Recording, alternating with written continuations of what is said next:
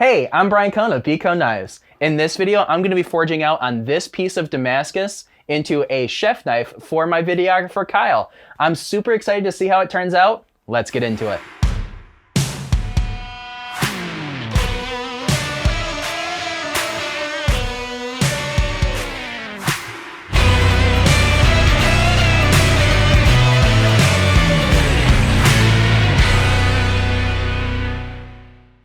This piece of Damascus was sent to me by Timber Tiger Forge. He heard of me when I was on the Hustle and Grind podcast, which is a fantastic podcast put on by a couple of great guys down in Georgia. You guys should all check it out. This is by far the largest hunk of steel I've ever forged on, so I'm really excited to see how it turns out and how it forges.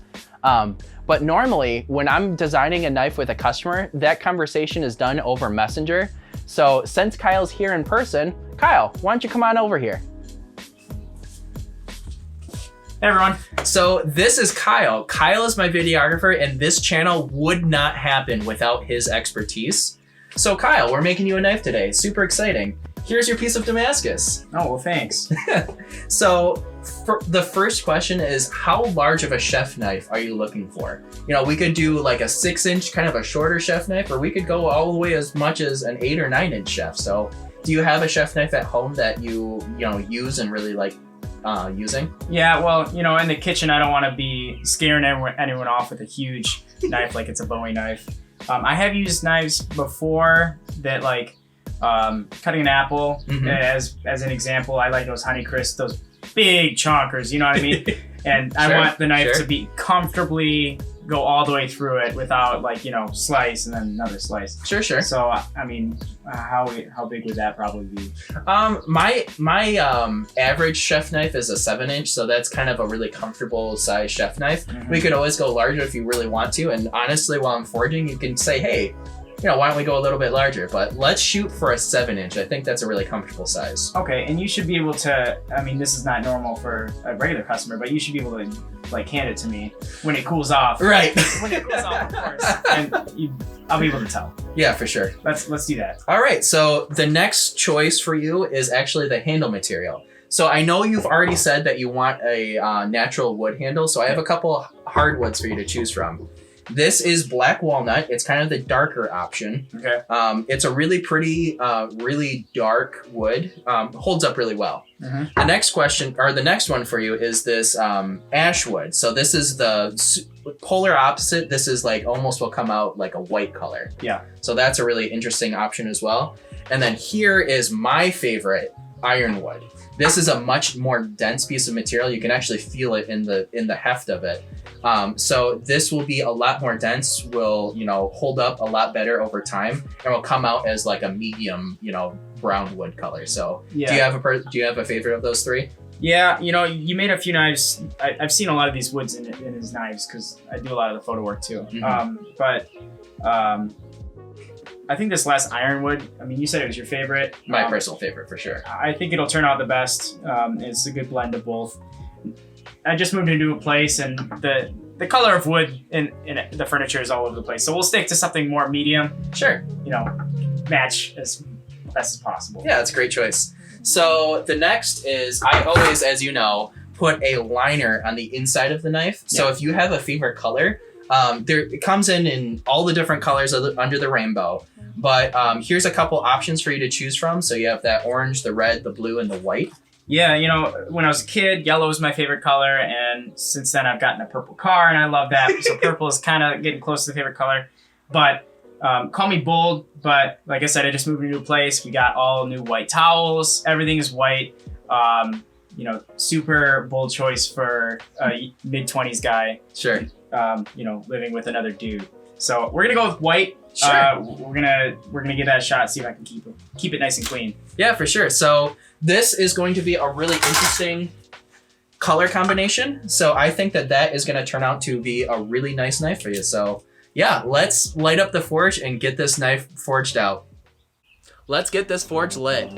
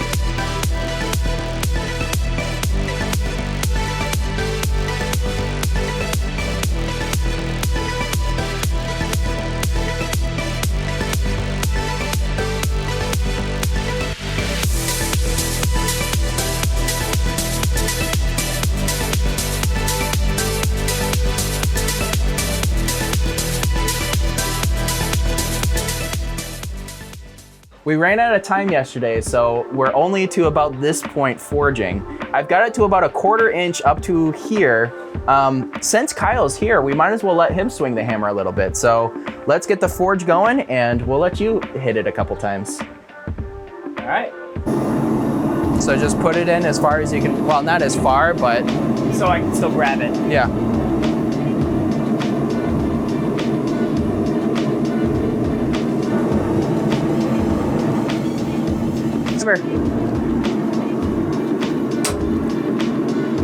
Hold your hammer straight. This, which one? Now swing. Flip it. Tap. Tap it straight. Now start swinging. Flip it. Tap it straight. We're putting it in the fire as soon as it's straight. Straight, put it in the fire. We don't want it to get too cold so we can remove. Okay. So it should all be all your arm movement coming up. Because the more your wrist move, that's where your inaccuracy comes in. Give her. You don't need to go too fast. Did you lose your corners? There you go.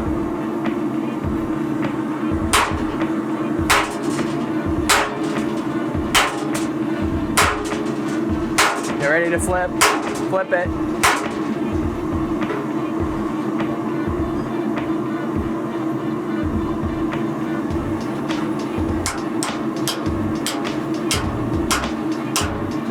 Anyone? Right there, yep. Couple good hits. That's all you got. You gotta put it in.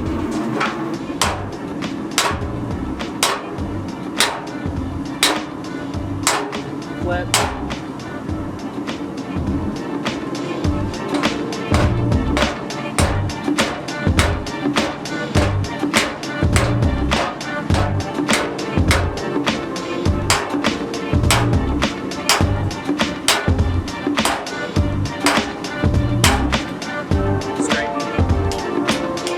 Straighten up by the tip too.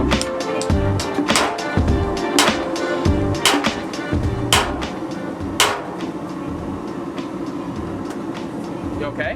Yeah, just a chip. Get it out.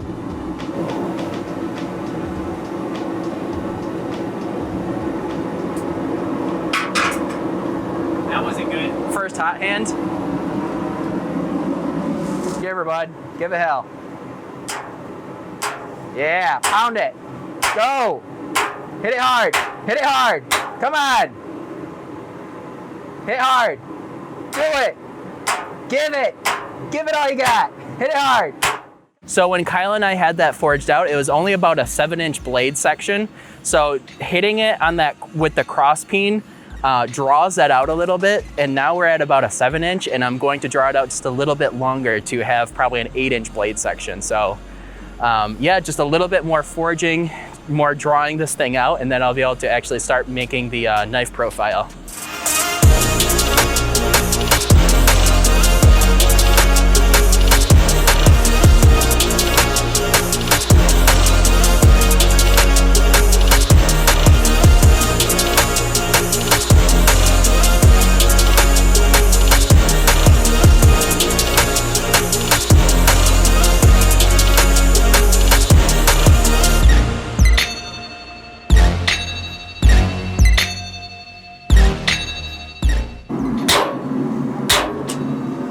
So this thickness right there is what I want this to be, and then I want this to be about that thin.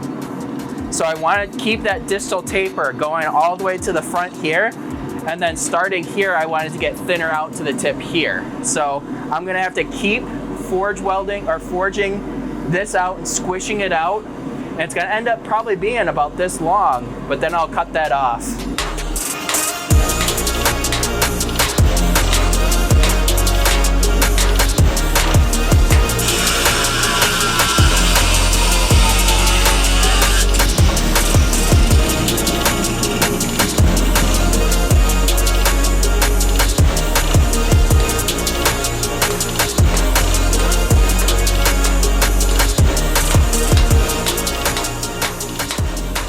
So this is what it looks like after forging.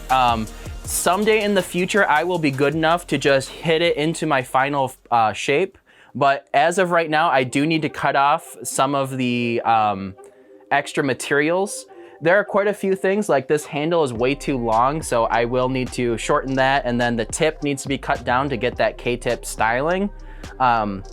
I really appreciated Kyle behind the camera forging on this thing. It really helped me taper this thing down. So basically my next process is to cut off all this extra materials, get it to roughly the final shape, and then I'm actually gonna forge in just a little bit more distal taper on the nose and back on the back of the handle.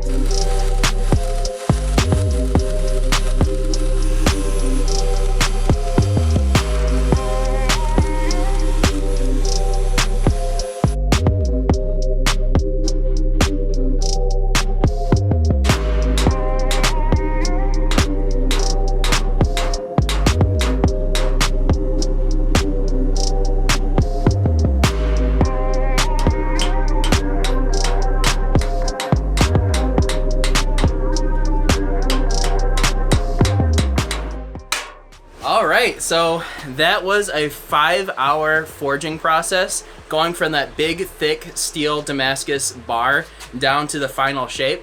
Yes, I did have to cut it to shape for a little bit, but after I cut it to shape, I did a little bit more distal taper, and I am really happy with the way it turned out. So that's all for me today. My arm feels like it's about 50 pounds heavier than it normally is. So I will catch you back when we get back in the shop. We're back working on Kyle's knife. This is what it looks like after the forging process. There are a few things that I need to fix, but my first step is going to be grinding it down to final dimensions. The handle's a little bit chunky and the spine needs to be straightened out, so I'm gonna go ahead and jump over here on the grinder.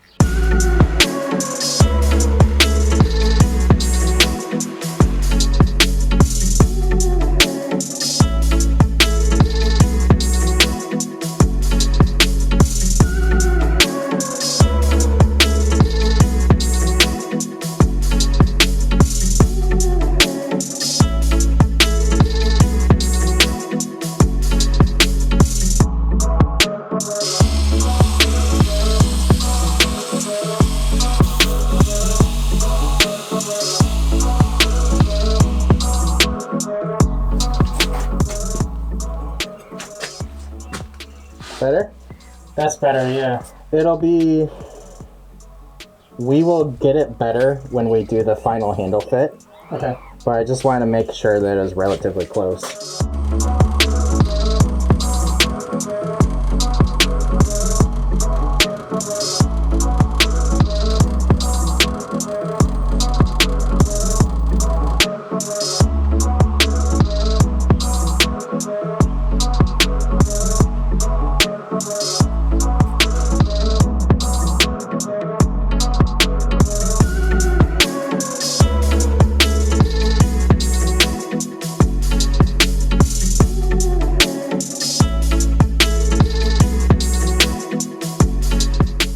I just put the knife in the forge to do a little bit of more planishing. So basically there's a couple hammer marks in the face of the blade that I'm going to lightly try to smush out. There's also a couple different waves in it that I'm going to try to flatten. After that, we'll do some thermocycling to make sure that the grain structure is perfect. And then after that, we're going for the heat treat.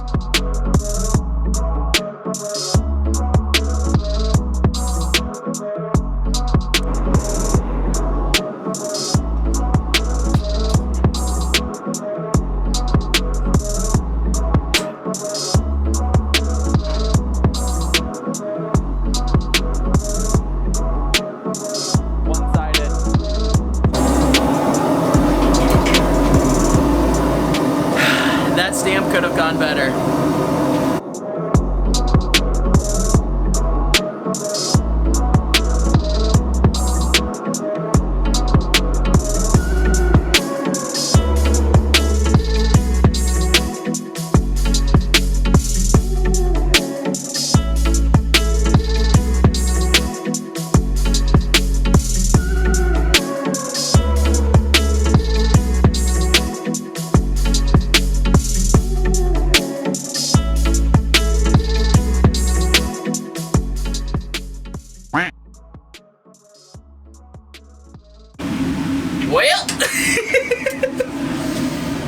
I definitely just dropped that in the quench oil.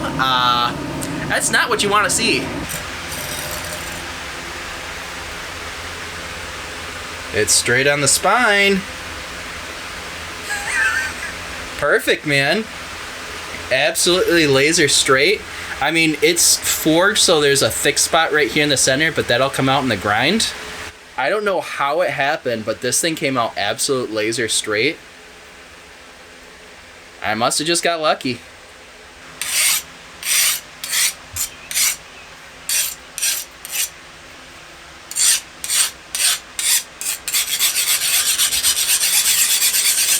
It's an absolute disaster. So I spent so much time forging this down to shape and getting it perfect. And when I pulled it out of the heat treat, we have a crack right here on the cutting edge and also another crack right here on the spine. So the only thing that I could think that it could have been is that the Damascus itself wasn't quite forge welded together tight enough or hot enough, and it split apart from each other. So I went ahead and talked to Timber Tiger Forge. Come to find out, this is one of the first pieces of Damascus that he's ever forge welded together. So this obviously is an old piece of his, so please do not think that he only puts out material that's going to split. He has moved on, he has improved quite a bit. So, you know, don't think badly of Timber Tiger Forge. This is a piece that he sent to me for free. So, you know, it's a disaster that it happened to be the one that I choose to throw on a YouTube channel. Luckily, I have 2 more billets from him that we will be doing videos on, so you can, you know, see his redemption on the next forged piece that he sent me. But what the process is from here is we're gonna do some exploratory knife surgery. So there's 2 different things that could be happening here. Either it is 2 shallow splits, one here to here and one here to here. That would be the best case scenario. In that case, you know, I would cut away until that crack goes away on both sides, and then assess from there, you know, what type of a knife I can, you know, make out of the material that is still there. In the worst case scenario, there's actually a channel that has popped open, and I will end up having to cut this down by probably 4.5 inches, and it'll become kind of a smaller chopper, which obviously would be devastating. But as the old adage goes, knife makers don't make mistakes, or I guess in this case, the Damascus makers don't make mistakes. We just make smaller knives. So let's go ahead and jump into the knife surgery and try to see what all we can cut away and still have a decent knife left. There is a knife left here, but it's gonna be smaller.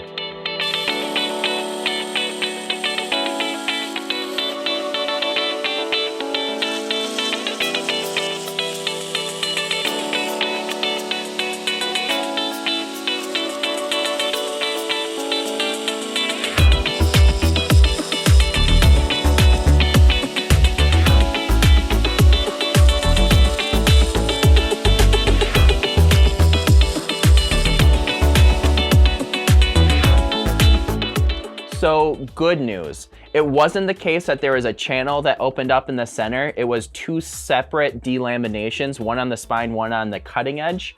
It is a huge shame that I lost that much blade to those delaminations, but I am already starting to think about an offset serrated knife or some sort of, you know, crazy, you know, offset knife that I can still get out of this. So it's not going to the trash, but the entire, you know, thing has changed drastically. So I am going to need to take some time to, you know, think about what this knife build is going to turn into. So I just want to remind you guys that this is not indicative of the current Timber Tiger Forge Damascus. This piece was made a couple of years ago when he first started making Damascus. So nothing like this will ever come out of his shop. He has assured me that he's already fixed the problem that had this happen. This is just an old piece, and it's a bad situation, but we're making the most of it here at Beco Knives, and we're gonna make a beautiful knife out of it.